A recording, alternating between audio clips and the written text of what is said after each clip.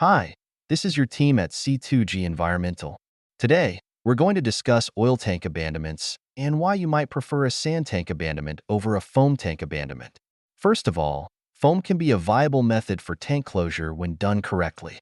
However, a successful foam abandonment depends on several factors that may be outside the installer's control, namely temperature and humidity. Additionally, the installer must closely monitor the air, water, and chemical mix to ensure proper curing. In this case, we're looking at an underground tank that was filled with foam, but because the tank wasn't cleaned properly, the foam couldn't cure, resulting in a disaster for the customer. This customer purchased the home knowing it had an underground tank that had been previously abandoned and assumed the job was done correctly. The homeowner was shocked and confused when fuel oil started seeping into their crawl space, especially since the home uses natural gas.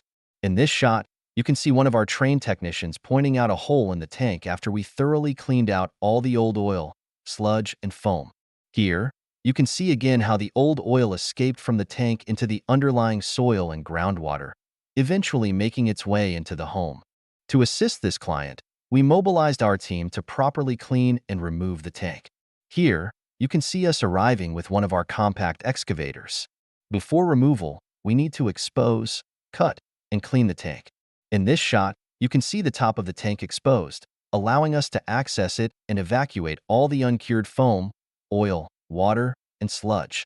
Here, you can see our trained technician beginning to evacuate the tank.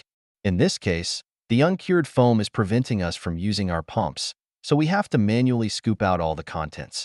This is what foam looks like when it doesn't cure properly. It's important to note that neither the client nor the foam installer would have known this, since the tank wasn't cut open and cleaned like we do during a sand abandonment. Here, we're reaching the bottom sludge and residual oil that were left in the tank. During a foam abandonment, this sludge and oil can't be removed. Instead, the foam is simply layered on top of it.